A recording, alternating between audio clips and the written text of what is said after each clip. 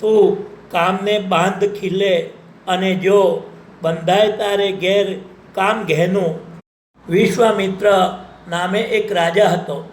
તે પ્રજાનું ભલી ભાંતે પાલન પોષણ કરતો હતો.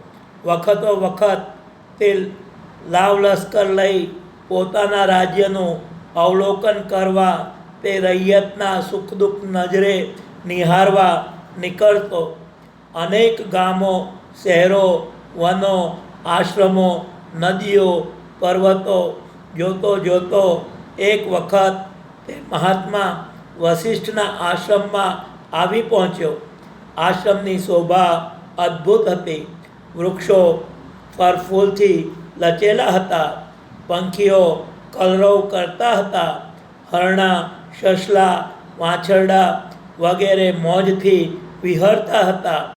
બાલ બ્રહ્મચારીઓ અને તપસ્વીઓ વેદપાઠ કરતા હતા. સર્વત્ર શાંતિ અને નિર્મોહતા વ્યાપી રહી હતી. એ જોઈ વિશ્વામિત્રને ખૂબ આનંદ થયો.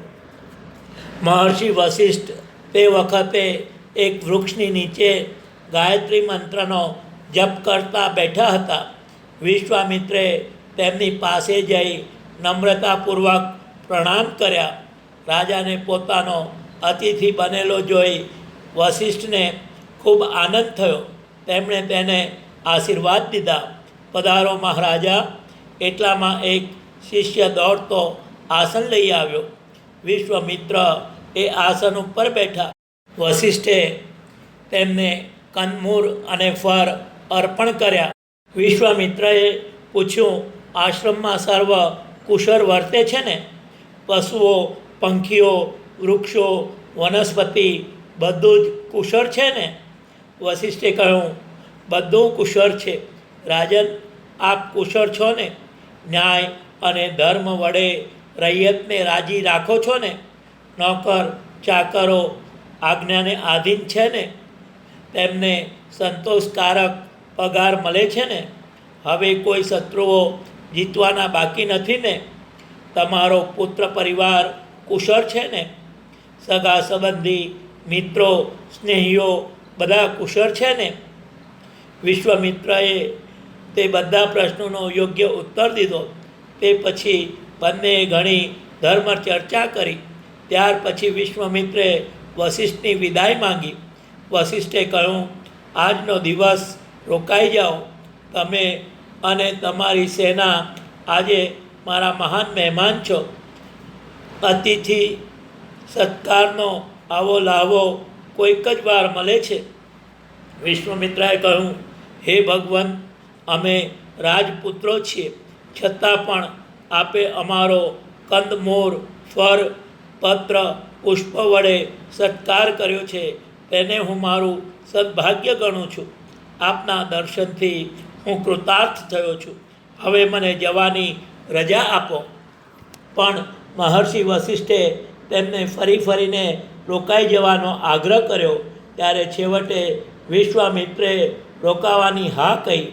આશ્રમથી થોડે દૂર તેઓ સેના સહિત પડાવ નાખીને રહ્યા.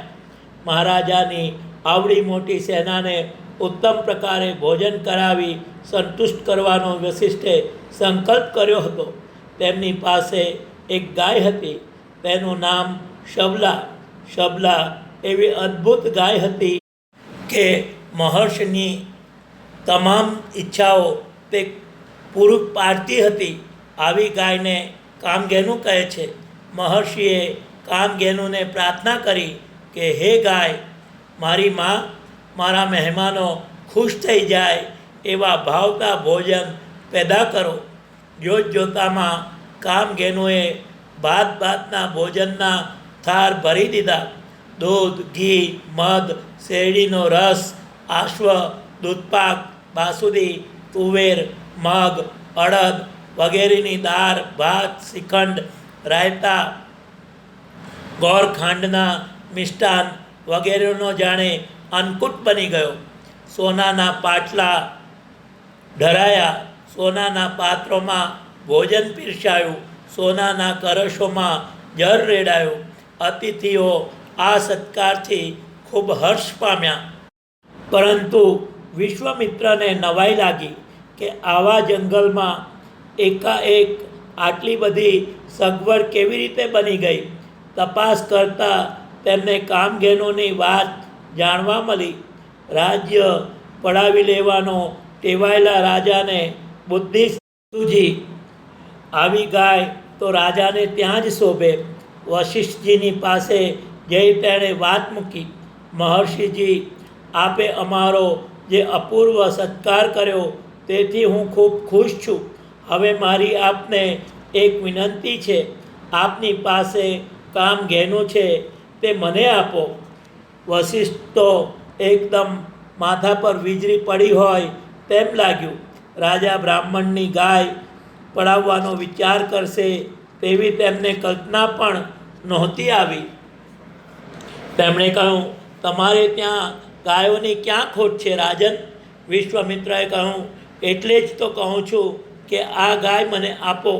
હું તેમના બદલામાં 1,00,000 સરસ ગાયો આપું.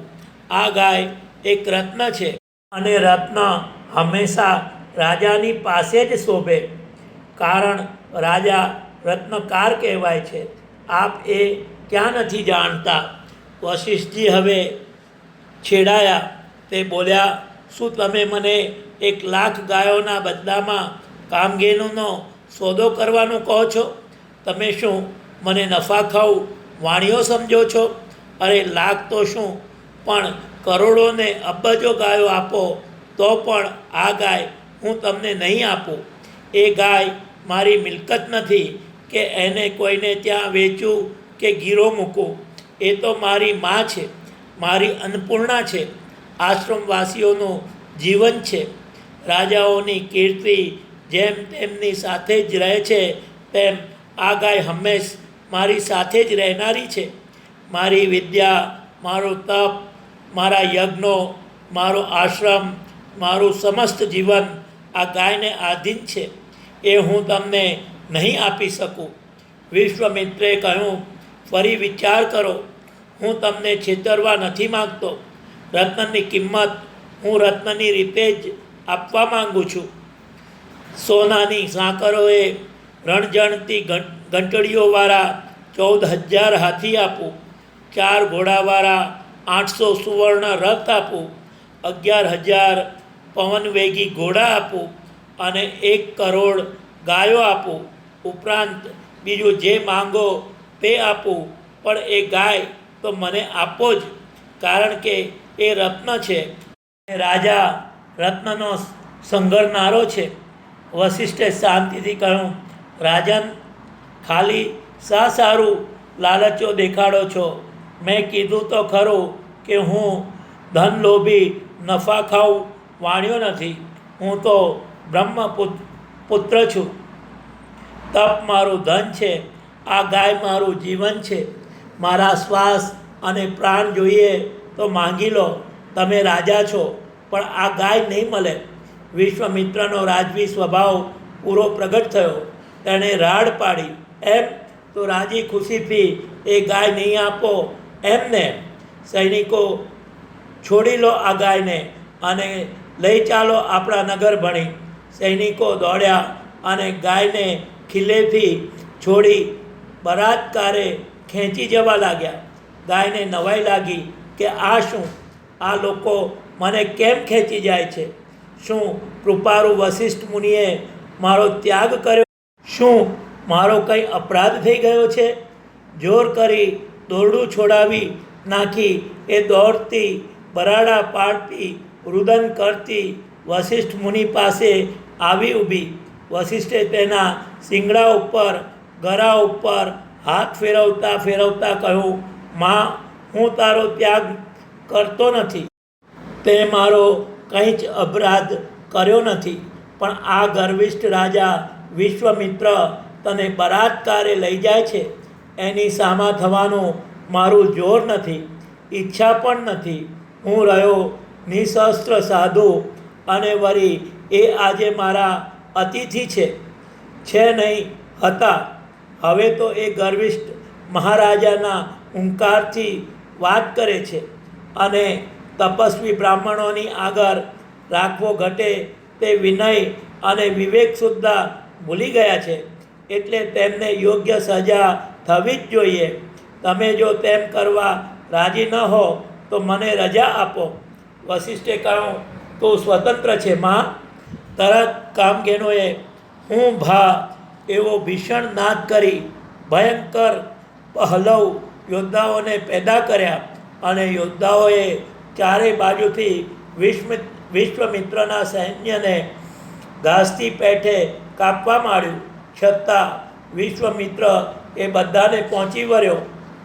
એ જોઈને કામધેનુએ ફરી હું ભા કરી બર્બર અને યૌવન યોદ્ધાઓ પેદા કર્યા.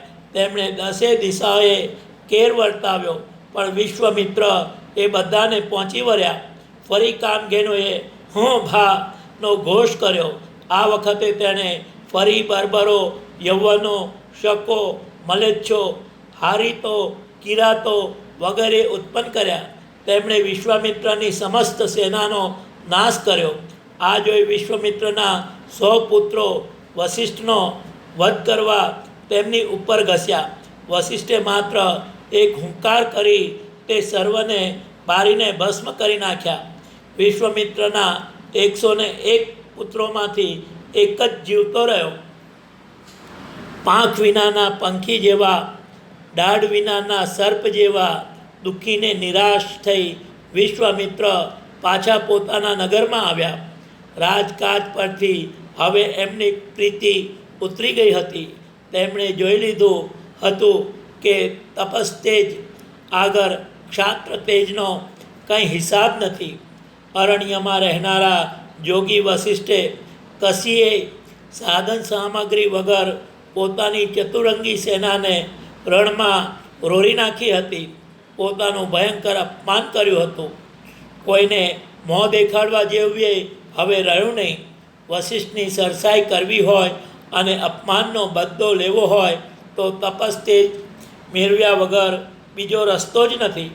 આમ વિચારી તેમણે પોતાના જીવતા રહેલા એકમાત્ર પુત્રને ગાદી પર બેસાડ્યો. ક્ષત્રિય ધર્મને અનુસરી પ્રજાનું પાલન કરજે એવો તેને ઉપદેશ આપ્યો, અને પોતે વનમાં તપ કરવા ચાલી નીકળ્યા. હિમાલયની તળેટીમાં વિશ્વમિત્રે એક ચિત્તે ભગવાન શંકરનું ધ્યાન કર્યું. શંકરે પ્રસન્ન થઈ વરદાન માંગવા કહ્યું. વિશ્વામિત્રે માંગ્યું.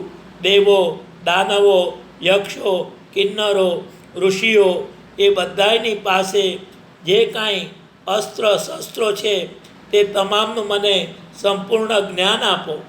શંકરે કહ્યું, તથાસ્તુ. વિશ્વામિત્ર મુરે ગર્વિષ્ઠ તો હતા જ, તેમાં આવી રીતે સૃષ્ટિભરના શસ્ત્રો અને અસ્ત્રોનું જ્ઞાન પ્રાપ્ત થતાં તેમની ગર્વ અનેક ગણો વધી ગયો. તેમને થયું, હવે વશિષ્ઠના શા ભાર છે, એને તો આમ રોરી નાખું. આવો વિચાર કરી એ વશિષ્ઠ મુનિના આશ્રમ આગળ ગયા અને અસ્ત્રબરો આશ્રમમાં આગ લગાડી અનેક વર્ષોની મહેનતે ઊભી કરેલી આશ્રમની હરિયાળી ભૂમિ બળબડ બળવા લાગી. પશુઓ, પક્ષીઓ અને માણસો જીવ બચાવવા ભાગી ગયા. એ જોઈ વશિષ્ઠને ક્રોધ ચડ્યો. તેમણે વિશ્વમિત્રની પાસે પોતાનો બ્રહ્મદંડ ઉગામ્યો અને પડકાર કર્યો, અધમ ક્ષત્રિય, આજે તારો મદ ઉતાર્યા વિના છૂટકો નથી, આવી જા. વિશ્વમિત્રે સામો પડકાર કર્યો, આજે હું તને જીવતો મેળનાર નથી. આમ કહી એણે એક અસ્ત્ર ફેંક્યું, પણ ખલાસ. પછી બીજું, પછી ત્રીજું, એમ અસંખ્ય અસ્ત્રો ફેંકાયા, પણ તે બધાય વશિષ્ઠજીના બ્રહ્મદંડની સામે નિષ્ફળ થઈને પડ્યા. આખી દુનિયાનો નાશ કરી નાખે એવા ભયંકર અસ્ત્રો પણ નકામા નીવડ્યા, અને એ અસ્ત્રનું તેજ વશિષ્ઠ મુનિમાં સમાઈ ગયું. આથી મુનિ અધિક તેજસ્વી દેખાવા લાગ્યા. એ જોઈ વિશ્વમિત્ર પાછા પડ્યા. તેમને થયું કે તપસ્તેજ પણ કાંઈ નહીં, બ્રહ્મતેજ એ જ ખરું બળ છે. તેમનાથી બોલાઈ ગયું, દિક્બલમ ક્ષત્રિય બલમ બ્રહ્મ તેજો બલમ બલમ. આ ક્ષત્રિય બરને ધિક્કાર છે. ખરું બર તો બ્રહ્મ બર છે, માટે એ બ્રહ્મ બર મેળવવું જોઈએ. આમ વિચાર કરી વિશ્વામિત્ર તપ કરવા વનમાં ગયા અને વનમાં જઈ તેમણે ઘોર તપ કર્યું. તપથી પ્રસન્ન થઈ બ્રહ્માએ તેમને રાજર્ષિ કહી વધાવ્યા, પણ રાજર્ષિ પદથી તેમને સંતોષ થયો નહીં. તેમણે ફરી તપ કર્યું. હવે એવું બન્યું કે ત્રિશંકુ નામનો એક રાજા હતો. તેને જીવતા સ્વર્ગમાં જવાની ઈચ્છા થઈ. તેથી તેણે પોતાના કુલગુરુ વશિષ્ઠ મુનિને કહ્યું, મને એવો યજ્ઞ કરાવો કે હું સદેહે સ્વર્ગમાં જઈ શકું. વશિષ્ઠ સાચી વાત કહેતા કોઈથી ડરે તેવા નહોતા.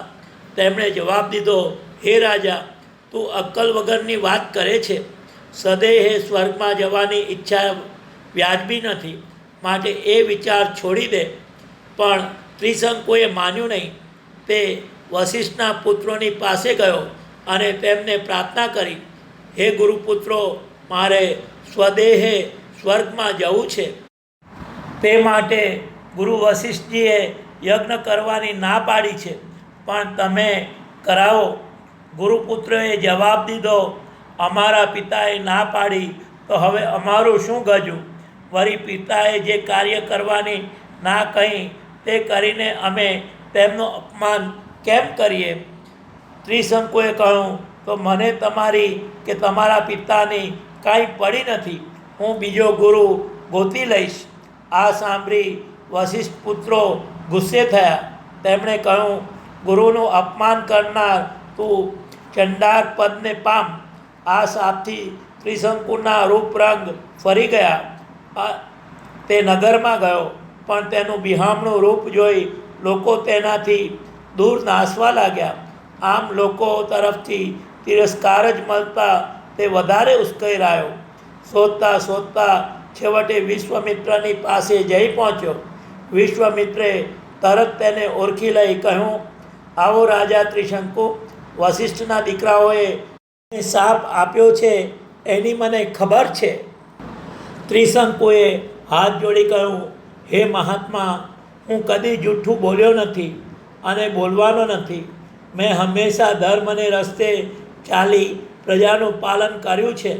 મેં અનેક યજ્ઞો કર્યા છે, પણ સદેહે સ્વર્ગમાં જવાની મારી ઈચ્છા હજી પાર પડી નથી. તે પાર પાડવા હવે હું આપના શરણે આવ્યો છું.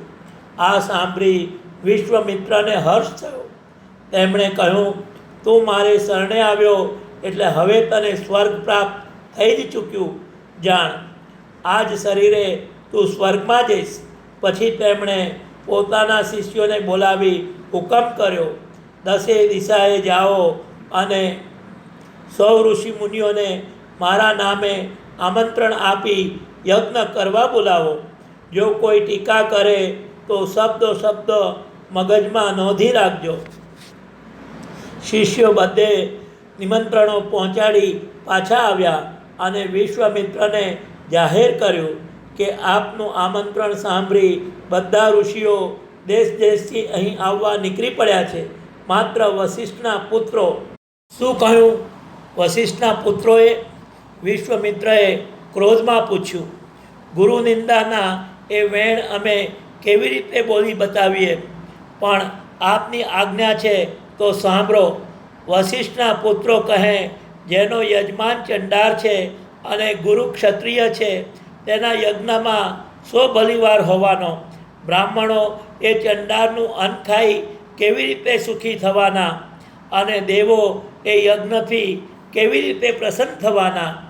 આ સાંભળી ક્રોધે ભરાઈ વિશ્વામિત્રએ 100 વશિષ્ઠ પુત્રોને ચંડાર થજો એવો શાપ દઈ દીધો. વશિષ્ઠના 100 પુત્રોનો વિશ્વામિત્રએ વધ કરેલો એવો પણ રામાયણમાં એક સ્થળે ઉલ્લેખ છે. વશિષ્ઠના પુત્રો શાપ દેવાયો જોઈ બીજા ઋષિઓ સડક જ થઈ ગયા. વિશ્વામિત્રના આચાર્ય પદ હેઠળ તેમણે યજ્ઞ કર્યો.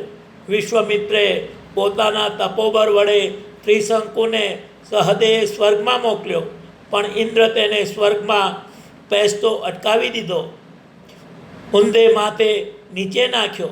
બચાવો બચાવોની બૂમો પાડતો એને નીચે પડતો જોઈ વિશ્વામિત્રએ તેને ધીરજ આપીને કહ્યું, ઇન્દ્ર તને સ્વર્ગમાં નથી બેસવા દેતો, તો હું તારા માટે બીજું સ્વર્ગ ઉત્પન્ન કરીશ.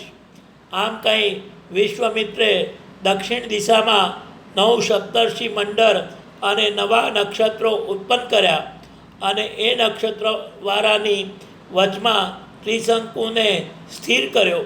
આમ તેમણે ત્રિશંકુને તો સદેહે સ્વર્ગમાં મોકલ્યો, પણ એ બધું કરવામાં એમનું તમામ તપોબળ ખર્ચાઈ ગયું. આથી તેમણે પશ્ચિમમાં જઈ ફરી તપસ્યા આદરી. અંબરીશ નામે એક રાજા હતો. તે યજ્ઞ કરવા બેઠો હતો. તેવામાં તેનું યજ્ઞ પશુ ગુમ થયું. આથી બ્રાહ્મણોએ કહ્યું, હે રાજા, તારા પાપને લીધે આમ બન્યું છે, માટે હવે ગમે તો ધન આપીને પણ તરત જ કોઈ મનુષ્યને લઈ આવ. રાજા નર પશુની શોધમાં નીકળ્યો. શોધતા શોધતા તેમને એક ઋષિ મળ્યા. તે ઋષિને 3 દીકરા હતા. અંબરીશે તેમાંથી એક દીકરાની યજ્ઞ માટે માગણી કરી. ઋષિએ કહ્યું, મારા પુત્રનો યજ્ઞમાં ભોગ અપાય એ તો પરોપકારનું કામ છે, પણ સૌથી મોટો પુત્ર મને વધારે વાલો છે, તે હું ન આપી શકું. ઋષિની પત્ની પાસે ઊભા હતા. તે તરત જ બોલી ઉઠ્યા, આને સૌથી નાનો મને પ્રિય છે, તો હું નહીં આપું. વચ્ચે દીકરા સુનશેપે જોઈ લીધું કે મારું કોઈ નથી, તેથી તેણે જાતે જ કહ્યું, મને લઈ જાઓ. અંબરીશ રાજાએ અસંખ્ય સોના મોરો અને અનેક લાખ ગાયો આપી સુનશેપને વેચાતો લીધો અને એને લઈ એક ગામ તરફ ચાલ્યા. રસ્તામાં વિશ્વામિત્રનો આશ્રમ આવ્યો. સુનશેપ વિશ્વામિત્રને જઈને પગે પડ્યો, હે ધર્માત્મા, મારું રક્ષણ કરો. છતે મા બાપે હું અનાથ છું. આ સાંભળી વિશ્વામિત્રે પોતાના પુત્રોને બોલાવી કહ્યું, હે પુત્રો, આ બાળક મારે શરણે આવ્યો છે. તે જીવે એટલા માટે તમારામાંથી કોઈ રાજી ખુશીથી એને બદલે મરવા માટે જાઓ. પુત્રોને આ વાત ન ગમી. તેમણે જવાબ દીધો, શું એ ભૂખડી બારસને માટે અમે મરવા જઈએ? તમે કેવા બાપ છો? તે બીજાના દીકરાને બચાવવા તમારા પોતાના દીકરાઓને મરવાનું કહો છો? કૂતરાના માંસથી ભોજન બગડે તેમ તમારી બુદ્ધિ બગડી ગઈ છે. આ સાંભળી વિશ્વામિત્રની આંખો ક્રોધથી લાલ થઈ ગઈ. તેમણે પુત્રોને સમજી દીધો, તમે બધા કૂતરાનું માંસ ખાનારા ચંડાળ થઈને પડજો. પછી તેમણે સુનશેપને ખોરામાં લીધો, તેના હાથે રક્ષા બાંધી તથા બલિદાનને વખતે ગાવા માટે 2 ગાથાઓ તેને શીખવાડી. સુનશેપમાં હવે હિંમત આવી. રાજા સુનશેપને યજ્ઞ મંડપમાં લઈ ગયો. તેને દાભની દોરડીએ પશુની પેઠે બાંધવામાં આવ્યો. તેના શરીરે લાલ ચંદનનો લેપ થયો. તેને લાલ વસ્ત્રો પહેરાવ્યા અને યજ્ઞના ખિલ્લાની સાથે બાંધવામાં આવ્યો. આ વખતે સુનશેપે વિશ્વામિત્રે શીખવેલી ગાથાઓ શરૂ કરી. આખી સભા સ્તબ્ધ બની ગઈ. દેવો પ્રસન્ન થઈ ગયા અને સુનશેપને મુક્ત કર્યો તથા અંબરીશનો યજ્ઞ પણ તેમણે પૂરો થયેલો ગણ્યો. પણ પુત્રોને શાપ દઈને વિશ્વામિત્રે ફરી તપનું ફળ ગુમાવ્યું, એટલે વળી તેમણે તપ આદર્યું. તેમના તપથી પ્રસન્ન થઈ બ્રહ્માએ દર્શન દઈ કહ્યું, તમારા તપથી હું પ્રસન્ન થયો છું. હું તમને ઋષિપદ આપું છું. પણ ઋષિપદથી વિશ્વામિત્રને સંતોષ ન થયો. તેમણે તપ ચાલુ રાખ્યું. આ વખતે મેનકા નામની અપ્સરાને સરોવરના સ્નાન કરવા આવેલી જોઈ વિશ્વામિત્ર તેના રૂપમાં ફસાઈ ગયા. આમ ફરી ભાનમાં આવ્યા કે મેનકાને વિદાય કરી દઈ ઉત્તરમાં જઈ તપ આદર્યું. આ વખતે બ્રહ્માએ પ્રસન્ન થઈ કહ્યું, હું તમને મહર્ષિ પદ આપું છું. હવે વિશ્વામિત્રનો ગર્વ ઉતરી ગયો હતો. તેઓ નમ્ર સ્વભાવે બોલ્યા, હજી તમે મને બ્રહ્મર્ષિ પદ આપ્યું નહીં એટલી મારામાં કચાશ લાગે છે. બ્રહ્માએ કહ્યું, ખરું છે, કારણ કે હજી તમે મનને પૂરેપૂરું જીતી શક્યા નથી. ફરી વિશ્વામિત્રે ઘોર તપશ્ચર્યા આદરી. આ વખતે ચરાવવા વાસ્તે ઇન્દ્રે રંભા નામે અપ્સરાને મોકલી, પણ વિશ્વામિત્ર કાવતરું સમજી ગયા. તેમણે તરત રંભાને શ્રાપ દઈ દીધો, પણ એ શાપમાં અને ક્રોધમાં વળી તેમનું તપ ખલાસ થઈ ગયું. હવે વિશ્વામિત્રે વિચાર કર્યો કે ક્રોધ કરવાથી મારા તપનો નાશ થઈ જાય છે, માટે હવે હું કદાપી ક્રોધ નહીં કરું, કોઈની સાથે વાત પણ નહીં કરું. હવે તેમણે પૂર્વમાં જઈ મૌન ધારણ કરી અન્ન જળનો ત્યાગ કરી તપસ્યા આદરી. તપ પૂરું થયા પછી તેમણે ભોજનની તૈયારી કરી. એટલામાં એક બ્રાહ્મણ બાળક ભિક્ષાર્થે આવી ચડ્યો. વિશ્વામિત્રે તૈયાર ભોજન એને ધરી દીધું અને કાંઈ બોલ્યા વગર ફરી તપનો આરંભ કર્યો. આ વખતે તેમણે શ્વાસ રોકીને એવું આકરું તપ કર્યું કે તેમના તપના તેજથી બધે ખરભરાટ થઈ ગયો. એ જોઈ બ્રહ્માએ તેમને દર્શન દઈ કહ્યું, બ્રહ્મર્ષિ, તમારું કલ્યાણ થાઓ. આ રીતે બ્રહ્મર્ષિ પદની પ્રાપ્તિથી ખુશ થઈ વિશ્વામિત્રે કહ્યું, બ્રહ્મર્ષિ વશિષ્ઠજી મારું આ પદ સ્વીકારે તો માનું. આથી દેવોએ વશિષ્ઠજીને વિનંતી કરી. વશિષ્ઠ તરત જ બોલ્યા, ધન્ય છે બ્રહ્મર્ષિ વિશ્વામિત્રને. આ સાંભળી વિશ્વામિત્ર વશિષ્ઠજીની પાસે ગયા અને વડીલ બંધુ તરીકે તેમણે તેમની પૂજા કરી. પ્રાચીન સમયમાં ઋષિમુનિઓ લોક કલ્યાણનો કેવો અને કેટલો વિચાર કરતા તેનો વિશ્વામિત્ર વશિષ્ઠની પહેલી મુલાકાત વખતે વશિષ્ઠ વિશ્વામિત્રને પ્રશ્નો પૂછે છે. તે પરથી ખ્યાલ આવે છે નોકર ચાકરોને સંતોષકારક પગાર મળે છે કે નહીં, તે પણ ઋષિની ચિંતાનો વિષય છે. વિશ્વામિત્ર સ્વભાવે ને જન્મે ક્ષત્રિય છે. પોતાનો એ સ્વભાવ આખો પલટી નાખે તે કેવી રીતે રાજર્ષિમાંથી બ્રહ્મર્ષિ બને છે એ બહુ ધ્યાનપૂર્વક સમજવા જેવું દ્રષ્ટાંત છે. ક્ષત્રિયો ઉચિત લોભ, વિજિગીષા અને ક્રોધ એનામાં પૂરબહારમાં છે. વશિષ્ઠના શાંત સ્વસ્થ સ્વભાવની સાથે એનું ઘર્ષણ થાય છે. એક ક્ષુદ્ર મમત અને રાગદ્વેષને વશ થતાં ઉપરા ઉપરી વર્ષોનું સંગ્રહેલું વિશ્વામિત્રનું તપોબળ નષ્ટ થઈ જાય છે અને છેવટે તેઓ મૌન ધારણ કરે છે. ત્યારે જ તેમનો બ્રહ્મર્ષિ તરીકે સ્વીકાર થાય છે. સ્વભાવની સામે વિગ્રહ કરીને માણસ આધ્યાત્મિકતાની ઊંચામાં ઊંચી ટોચ સુધી પહોંચી શકે છે. એનું આ ઉદાહરણ છે.